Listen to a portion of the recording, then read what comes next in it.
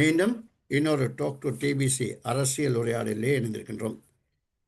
இன்று உண்மையிலே நடைபெறுகின்ற விடயங்களை பார்க்கும் பொழுது இஸ்ரேல், அமெரிக்கா, ஈரான் மீதான ஆக்கிரமிப்பு யுத்தம் 35 நாட்களை கடந்து செல்கின்றது. உலகத்திலே ஈரான் இந்த அளவுக்கு நின்று பிடிக்கும் என்று எந்த நாடுமே எதிர்பார்த்திருக்க முடியாது, எதிர்பார்த்திருக்க மாட்டார்கள். குறிப்பாக அமெரிக்கா எதிர்பார்த்திருக்க மாட்டார்கள். பல்வேறு அழிவுகளை ஈரான் சந்தித்திருந்தாலும் போது தொடர்ந்து அவர்களுடன் மோதிக்கொண்டிருப்பதை நாங்கள் காணக்கூடியதாக இருக்கின்றது. அதே வேளை அமெரிக்கா இந்த யுத்தத்திலிருந்து எவ்வாறு வெளியேற வேண்டிய சூழ்நிலை ஏற்பட்ட பொழுதும் அதை எவ்வாறு வெளியேறலாம் என்று முயற்சி கொண்டிருப்பதாக தெரிகிறது.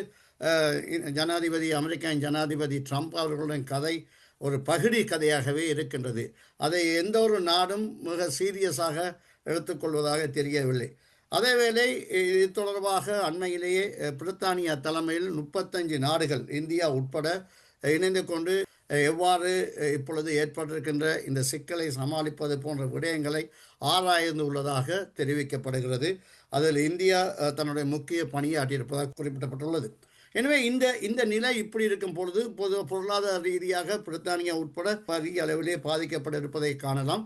அதுபோல இலங்கையிலே இது பாரிய தாக்கத்தை ஏற்படுத்தி இருக்கிறது. குறைந்தது இன்னொரு 2 வருடமாவது இதிலிருந்து வெளிவருவதற்கு காலம் பிடிக்கும் என்று கூறப்படுகிறது. குறிப்பாக தற்போது இன்று முதல் கேஸ் விலை 1070 ரூபாயால் உயர்த்தப்பட்டிருக்கின்றது. 4000 ரூபாய் இருந்த கேஸ் இப்பொழுது 5000 ரூபாய்க்கு உயர்த்தப்பட்டிருப்பது இது பாரிய சுமையை அங்குள்ள மக்களுக்கு ஏற்படுத்தியிருப்பதை நாங்கள் காணலாம்.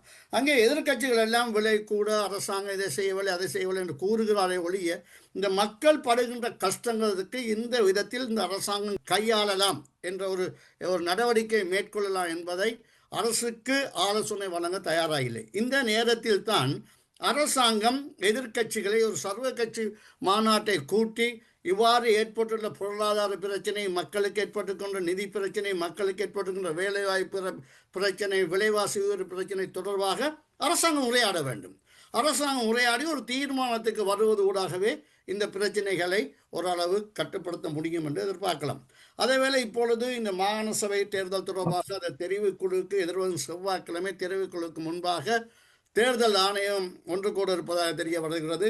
அதனூடாக 3 மாதத்துக்குள் இந்த தெரிவுக்குழு அறிக்கையை சமர்ப்பித்தால் மாகாண சபை தேர்தல் நடத்தலாம் என்று கூறப்படுகிறது.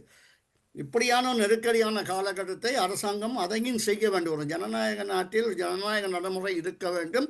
தேர்தல் ஊடாக ஜனநாயக கட்டமைப்பை பலப்படுத்துவதன் மூலம் இன்னும் இலகுவான முறையிலே அரசாங்கம் எதிர்நோக்கின்ற பிரச்சனைகளை கையாள முடியும் என்றே நாங்கள் எதிர்பார்க்கின்றோம். அந்த வகையில் தான் திரு சிவலிங்கம் அவர்களையும் இப்பொழுது இலங்கையில் ஏற்பட்டிருக்கின்ற பொருளாதார பிரச்சனை. அதுக்கு முன்பாக அமைச்சர் ஜெயக்கொடிக்கு எதிராக நம்பிக்கையில்லா தீர்மானம் எதிர்வரும் வெள்ளிக்கிழமை பாராளுமன்றத்திலே வர இருக்கின்றது. உண்மையிலே இந்த அரசாங்கம் கூறி வந்தது கள்ளர்களை பிடிப்போம், லஞ்சத்தை ஒழிப்போம் என்று. அதுபோன்ற பல அமைச்சர்களுக்கு நீதிமன்றத்தினால் தண்டனையும் வழங்கப்பட்டிருக்கிறது. அப்படியானால் இன்று அமைச்சர் பதவியிலே முக்கியமாக இருக்கின்ற ஒருவர் இந்த மாதிரி காலகட்டத்திலே அவர் ராஜினாமா செய்து இந்த விசாரணைக்கு பின்பு அவர் நிரபராதி என்று தெரிவு செய்யப்பட்டால், கண்டறிந்தால், அவர் மீண்டும் அமைச்சர் பதவி எடுக்கலாம், அல்ல பிரச்சனை இல்லை. ஏன் அவர் ராஜினாமா செய்ய மறுக்கின்றார்? இந்த கேள்வியை பல்வேறு தரப்பிலும் அமைச்சர்கள் அல்லது பல பல பல எதிர்கட்சிகள் எழுப்புகின்றன. குறிப்பாக இந்த அரசாங்கம் தங்கள் கட்சிக்குள் உள்ளவர்கள் பிழைவிடுவர்களை கண்டும் காணாமல் போவது போன்று தெரிகிறது. குறிப்பாக சபாநாயகர் அவர்கள் வெளிநாட்டிலே பட்டம் பெற்றார் என்ற கதை வந்தது. அது தொடர்பாக இதுவரை கிட்டத்தட்ட இன்றைக்கு 18 மாதங்கள் ஆகிவிட்டது. இதுவரை அது நிறுவனம் செய்ய முடியாமல் இருக்கின்றது. இதே போன்று தான் அமைச்சர் ஜெயக்கொடியிட இந்த குற்றச்சாட்டுகளை மூடி மறைக்க பார்க்கின்றார்களா? இன்றைக்கு மருத்துவர்கள் தங்களுடைய வேலை நிறுத்தத்தை 3ஆவது நாளாக தொடர இருக்கின்றது கூறப்படுகிறது. இதெல்லாம் மேலும் மேலும் நாட்டிலே ஒரு நெருக்கடியை ஏற்படுத்துகின்றது. திரு சிவலிங்கம், நீங்கள் எவ்வாறு பார்க்கின்றீர்கள்? இலங்கை மட்டுமல்ல, இலங்கை போன்ற ஒரு தங்குநிலை பொருளாதாரத்தில் இருக்கின்ற ஒவ்வொரு நாடுகளும், குறிப்பாக ஆசியா, ஆப்பிரிக்க, லத்தீன் அமெரிக்க நாடுகள் பல இந்த ஈரான் போர் காரணமாக மிக பாரிய நெருக்கடிக்குள் தள்ளப்பட்டிருக்கிறது. நாங்கள் இலங்கையை எடுத்துக்கொண்டால், இலங்கை ஒரு மிகச்சிறிய பொருளாதாரத்தை கொண்டது. இருந்த போதிலும்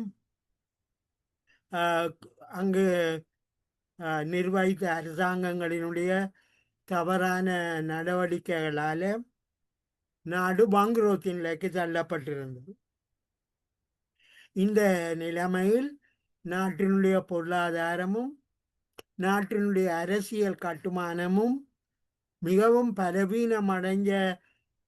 பலவீனமடைஞ்சிருக்கிற இந்த காலகட்டத்தில் தான் இப்பொழுது இந்த ஈரானில் நடைபெறுகின்ற போர் காரணமாக நாடு மேலும் பல சிக்கல்களுக்கு முகம் கொடுக்க வேண்டி ஏற்பட்டிருக்கிறது. இப்போ நீங்கள் குறிப்பிட்டது போல எரிபொருள் பற்றாக்குறை காரணமாக மின்சாரங்கள் துண்டிக்கப்படக்கூடிய ஆபத்து ஏற்பட்டிருக்கிறது. அதே நேரத்தில் மின்சாரத்துக்கான விலையும் அதிகரிக்கப்படுகிறது.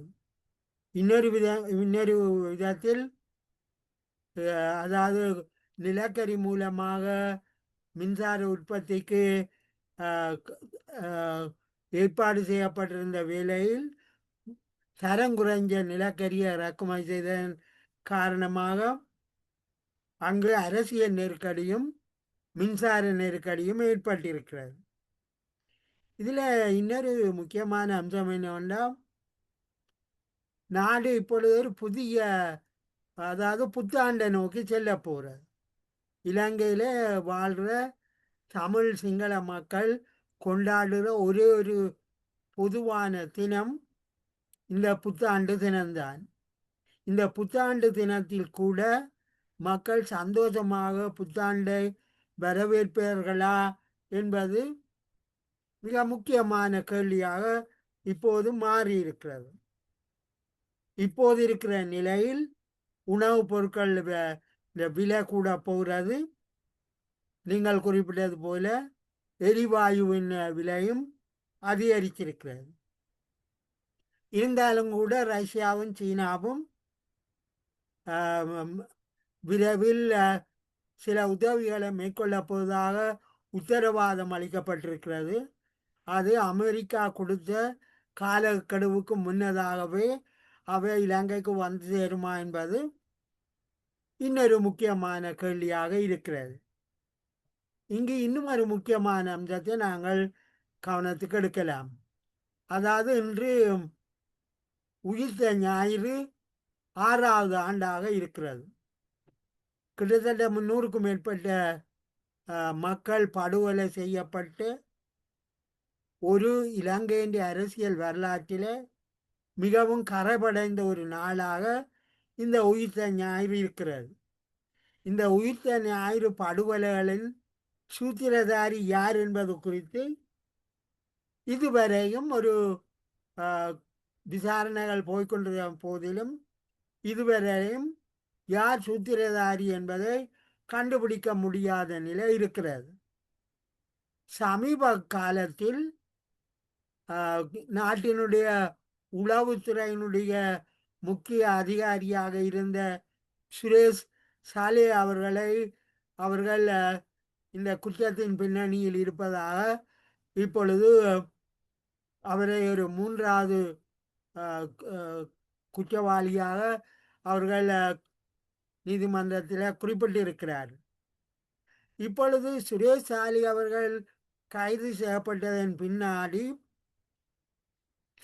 சில அரசியல் பிரமுகர்கள் தங்களுடைய அரசியல் எதிர்காலம் குறித்து மிகவும் பதட்டம் அடைஞ்சிருப்பதை நாங்கள் பார்க்கலாம். உதாரணமாக சில தினங்களுக்கு முன்னர் உதய கமன்பில் அவர்கள் உயிர்த்த ஞாயிறு தொடர்பான நூல் ஒன்றை வெளியிட்டிருந்தார். அந்த நூலில் யார் இந்த சூத்திரதாரி என்பது குறித்து அவர் தெரிவிக்கையில் அவர் சாரான்தான் இந்த சூத்திரதாரி என்று அவர் அந்த நூலில் குறிப்பிட்டிருப்பதாக ஆய்வாளர்கள் குறிப்பிடுகின்றனர். ஆனால் இப்பொழுது பிரதான கேள்வி என்னவெனில், இப்பொழுது இது சம்பந்தமான விசாரணைகள் மேற்கொள்ளப்பட்டிருக்கின்ற இந்த வேளையில் கமன்பில ஏன் அவசரப்பட்டு நூல் ஒன்றை வெளியிட்டு அதில் யார் சூத்திரதாரி என்பதை ஏன் அவர் வெளியிட்டார் என்பது குறித்து பலத்த சந்தேகங்கள் இப்பொழுது ஊடகங்களில் வெளியிடப்பட்டு வருகிறது.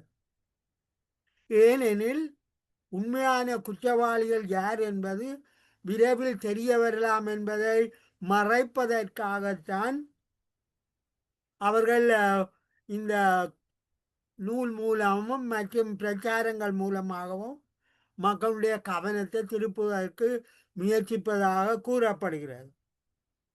எனவே நாங்கள் இதில் இருந்து, அதாவது இலங்கை ஒரு மிகப்பெரிய நெருக்கடிக்குள்ள இருக்கிறது.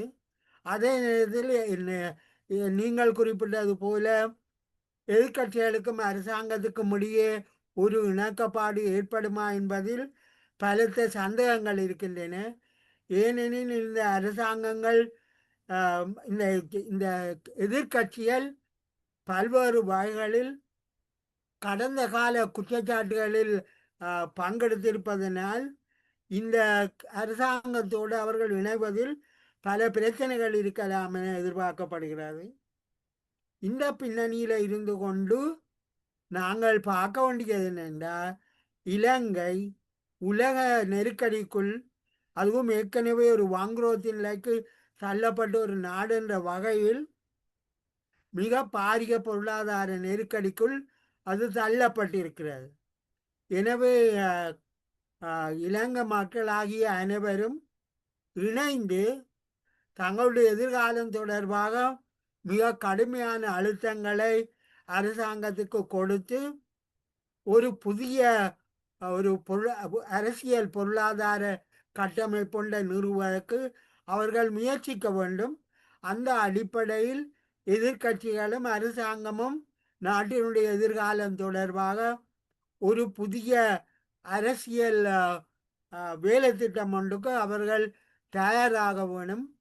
கடந்த காலங்களில் எங்களுடைய நாடு மேற்குலக பொருளாதாரத்தில் தங்கி இருந்தது. குறிப்பாக சர்வதேச நாணய நிதியம், உலக வங்கி போன்றவற்றுடைய கடன்களால் தான் இலங்கையினுடைய இன்றைய பொருளாதாரம் தங்கி இருக்கிறது. இந்த நிலை தொடருமானால் இவ்வாறான நெருக்கடிகளில் இலங்கையால் தப்பி பிழைக்க முடியாது. எனவே இலங்கை ஒரு சுய பொருளாதாரத்தை நோக்கி செல்வதாக இருந்தால் அரசியல் கட்சிகளும் நாட்டு மக்களும் ஒரு பொதுவான ஒரு வேலை திட்டத்தை நோக்கி அவர்கள் செல்வது ஒரு முக்கியமான தேவையாக இருக்கிறது. அது குறித்து நாங்கள் மிக ஆழமான விவாதங்களை மேற்கொள்ள வேண்டும். குறிப்பாக இன்றுள்ள நாட்டின் இன்று ஏற்பட்டிருக்கிற பொருளாதார நெருக்கடியில் இருந்து மீள்வதானால் தேசிய நல்லிணக்கமும் தேசிய சமாதானமும் அவசியமானது. எனவே இது குறித்து சகல கட்சிகளும் இணைந்து ஒரு புதிய தேசிய சமாதானத்தை நோக்கிய வேலை திட்டம் குறித்து பேச வேண்டும் என்பதை நாங்கள் ஊடகங்கள் மூலமாகவும் ஆய்வுகள் மூலமாகவும் தெரிவிப்பது எங்களுடைய கடமை என்பதை வற்புறுத்தி கூற விரும்புகிறேன். நன்றி தோழர். தம்பா அவர்களே, இப்பொழுது சிவலிங்கம் அவர்கள் சொன்னார், தேசிய நல்லிணக்கம் தேசிய சமாதானத்தை நோக்கி எதிர்கட்சிகளும் மக்களும் முன்னோக்கி செல்ல வேண்டும். உண்மையான விடயம். ஆனால் ட்ரம்ப் போன்றவர்கள் ஜனாதிபதியாக இருக்கின்ற காலத்தில் இலங்கை போன்ற நாடுகள் பல்வேறு நெருக்கடிகளை சந்திக்கும் எதிர்நோக்கும் என்பது நாம் எதிர்பார்க்க வேண்டிய ஒன்றாக இருக்குது. இன்றைக்கு ஈரான் யுத்தம், நாளை கியூபா யுத்தம், அப்புறம் அங்கால கிரீன்லாந்து யுத்தம் போன்ற தொடர்ந்து யுத்தங்கள் வரலாம். அதை நாங்கள் எதிர்நோக்க வேண்டும். ஆனால் இந்த நேரத்தில் தான் அரசாங்கம் எவ்வாறு எதிர்கட்சிகளிடையும் மக்களிடையும் ஒரு ஆதரவை நம்பிக்கையை எதிர்பார்க்கின்றதோ அதற்கேற்ற வகையில் அரசாங்கம் செயற்பட வேண்டும் என்று எதிர்பார்க்கின்றேன். குறிப்பாக இந்த மாகாண சபை தேர்தல். இப்போ பாருங்கள், இந்தியாவில் இவ்வளோ பிரச்சனை நடக்குது. அங்கே தமிழ்நாடு தேர்தல் நடக்குது, 5 மாநிலத்தில் தேர்தல் நடக்குது. அங்கே இப்படி நெருக்கடிகள் நடக்குன்னு சொல்லி அந்த தேர்தல்களை ஒத்தி வைக்கப்படவில்லை. அதே போன்று இலங்கையிலும் இந்த தேர்தலை நடத்துவது மூலம் ஜனநாயக அமைப்பை கட்டி எழுப்புவதன் மூலம் தேசிய நல்லிணக்கத்துக்கு செல்வதற்கு வாய்ப்பாக இருக்கும் என்று நான் எதிர்க்கின்றேன். நீங்கள் எவ்வாறு இந்த விடயங்களை பார்க்கின்றீர்கள்? உண்மையிலேயே இந்த சிவலிங்கம் அவர்கள் கூறியது போல இன்று எங்களுக்கு மிக மிக முக்கியமான இந்த நாட்டின் நிலைமையை பொறுத்த வரையில அது ஒரு மிகவும் சிறந்த ஒரு தெரிவு. நாடு நாங்கள் விரும்பியோ விரும்பாமலோ பல நெருக்கடிகளை எதிர்நோக்கி இருக்கின்றோம். அதில் இந்த யுத்தத்தின் விளைவாக எதிர்நோக்கி நாங்கள் நினைத்தது போல இந்த யுத்தம் விரைவில் முடிகிற யுத்தமாக தெரியவில்லை. அமெரிக்காவினது நோக்கங்கள், ஆக்கிரமிப்பு நோக்கங்களும், இஸ்ரேலினது விஸ்தரிப்பு நோக்கங்களும் வந்து அவர்களினது தேவைகளுக்கும், யுத்த பிரபுக்களினது தேவைகளுக்கும், அந்த யுத்தத்தின் ஆயுதங்கள் மீது முதலீட்டு செய்தவர்களது பங்குச்சந்தை தொடர்பாகவும் வந்து அவர்கள் இந்த யுத்தத்தை தொடர வேண்டிய நிலையில் இருக்கின்றார்கள். ஆகவே இந்த யுத்தம் தொடரப் போகிறது. இந்த யுத்தம் தொடர்கின்ற இந்த யுத்தமானது ஒரு கணிசமான சமூக பொருளாதார நெருக்கடிகளை இலங்கையில் ஏற்படுத்த போகிறது. ஏற்கனவே விலைவாசி உயர்வு எகிரி கொண்டு போகின்றது என்று சொல்லுகின்றார்கள். மின்சார வெட்டு அமலுக்கு படிப்படியாக வந்து கொண்டிருக்கின்றது. மின்சாரத்தை குறைவாக பாவிக்கும்படி அரசு ஜனாதிபதி அவர்கள் மக்களிடம் கேட்டிருக்கின்றார். இவ்வாறான நெருக்கடிகளுக்கான எரிபொருள் கையிருப்பு வந்து மிகவும் குறுகிய காலத்துக்கு தான் இருக்கு. இலங்கை போன்ற நாடுகள் நீண்ட காலத்துக்கான எரிபொருள் கையிருப்பை வைத்திருக்க வேண்டிய உள்கட்டுமான வசதிகளும் இல்லை, வைத்திருக்கவும் முடியாது. ஆகவே வந்து எரிபொருள் தட்டுப்பாடும் இருக்கின்றது. இந்த விடயத்தில் பல விஷயங்கள் நடந்தாலும் வேகமாக அது முன்னேறவில்லை.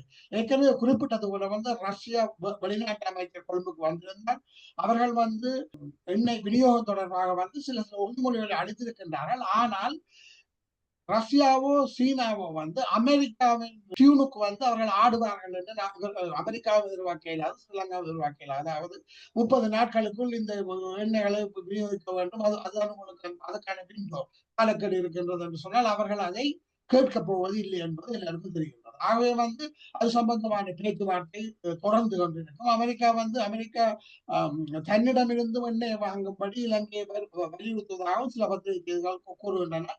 அங்கிருந்து கொண்டு வரும் செலவுகள் வந்து அதிகமாக இருக்கும் என்பது தெரிகின்றது. ஆகவே அது நடைமுறையில் வந்து சாத்தியமில்லாது. ஆகவே இந்த யுத்தம் தொடரும் வரைக்கும் இந்த நெருக்கடிகள் கூட போகணும். இந்த நெருக்கடிகளால் வந்து இலங்கையில் மக்கள் வந்து அனைத்து மக்களும் வந்து கடுமையான நெருக்கடிகளை எதிர்நோக்க போகின்றார்கள். அது வந்து நாங்கள் இதுவரை பார்க்காத நெருக்கடிகளாக இருக்கும். அதுபோல தித்துவா புயல் மாதிரி வந்து அல்னினோ போன்ற தாக்கங்களும் எதிர்காலத்தில் வரும் என்று சொல்லப்படும். கடுமையான வெக்கை, நீர் மட்டங்கள் வந்து அளவுக்கு அதிகமாக குறைந்திருப்பது அதுவும் ஒரு காரணம். என்றால் இலங்கையில் மின்சாரம் தனி எரிபொருள் இருந்து உண்டாக்கப்படுவதில்லை. நீர் மின்சாரமும் நீர் மின்வலுக்களில் இருந்து பிரிக்கப்படுகிறது. அதிலும் வந்து பிரச்சனைகள் தோன்றியுள்ளன. ஆகவே வந்து இலங்கை மிகவும் சரியான நெருக்கடிக்குள் போகணும். இந்த நேரத்தில் நிச்சயமாக வந்து அரசாங்கம், மக்களும், எதிர்கட்சிகளும், அரசாங்கமும் வந்து ஒரு நல்லிணக்கத்தை நோக்கி சொல்லி குறிப்பிட்டது போல தேசிய நல்லிணக்கத்தை நோக்கி அனைத்து சக்திகளையும் ஒருமுகப்படுத்துகின்ற வேலை செய்ய வேண்டிய தேவை ஒன்று இருக்கின்றது. அதை நிச்சயமாக எதிர்கட்சிகள் புரிந்து கொண்டதாக தெரியவில்லை. இந்த தற்போது ஏற்பட்டுள்ள நெருக்கடிக்கு இந்த அரசாங்கத்தை பிழை சொல்லுவதால் வந்து பிரயோசனம். இந்த அரசாங்கம் தனது புரட்சிகர திட்டம் ஒன்றையும் எதையுமே முன்வைக்கவில்லை. கடந்த 1.5 வருடமாக வந்து ஏற்கனவே இருந்த அரசாங்கங்கள் போல IMF-இன் கட்டுப்பாட்டுக்குள் உள்ள அந்த விதிமுறைகளை ஏற்று செய்து தான் ஆட்சியை நடத்தி கொண்டிருக்கின்றது. IMF-இன் முக்கியஸ்தர் வந்து தற்போது வந்து இலங்கை கொழும்பில் தங்கி இருக்கின்றார்.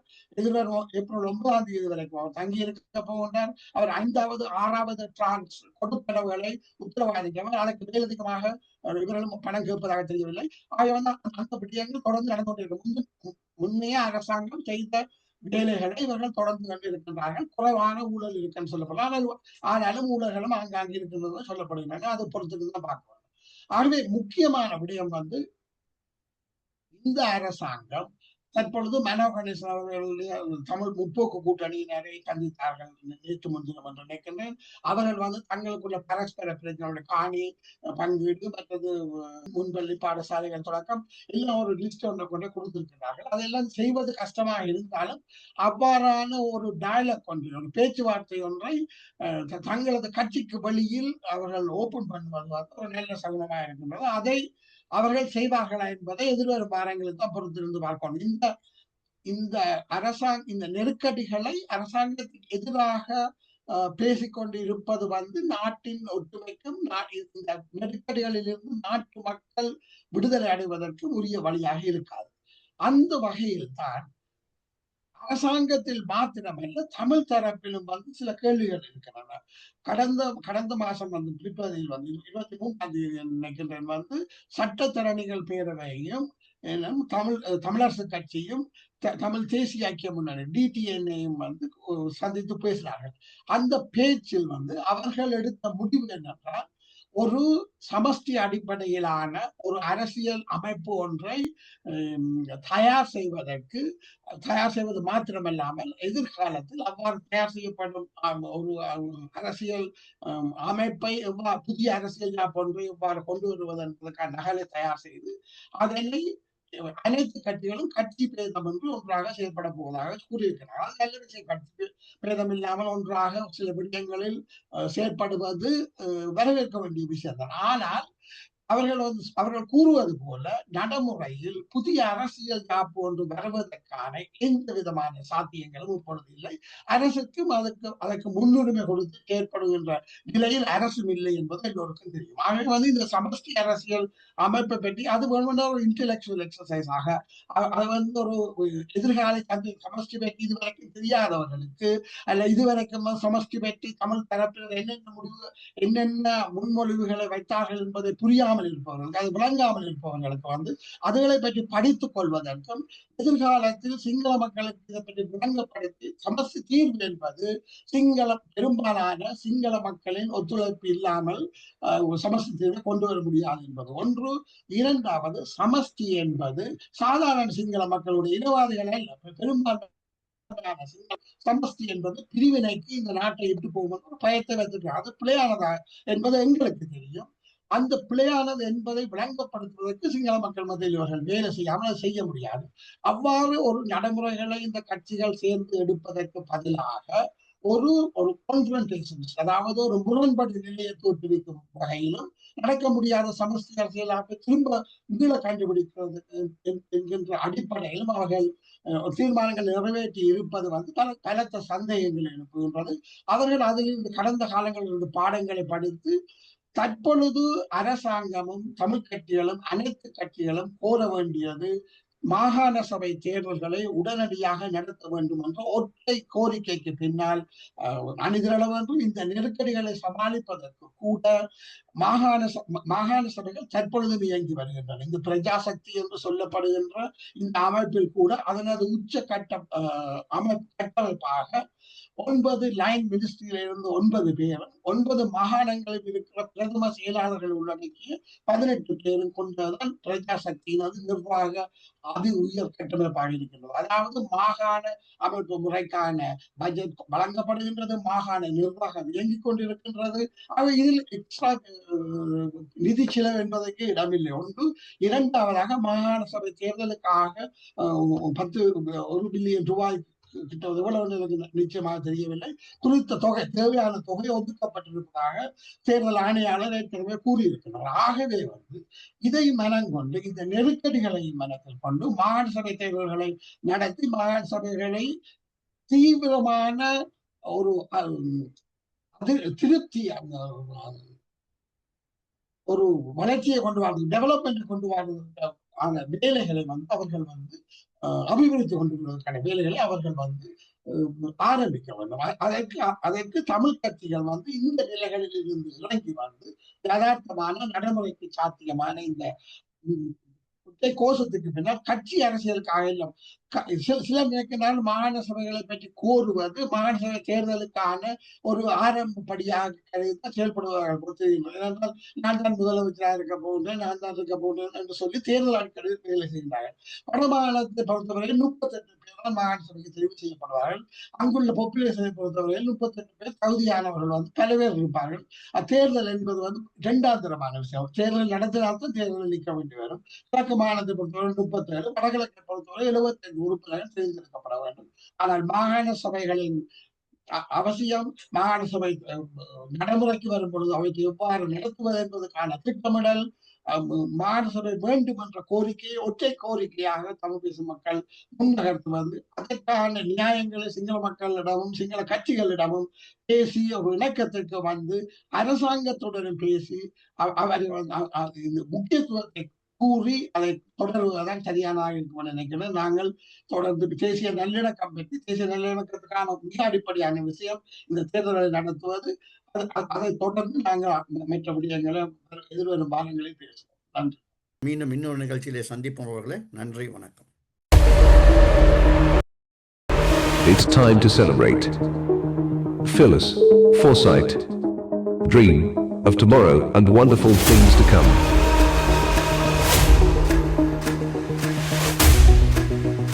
Talk to TBC.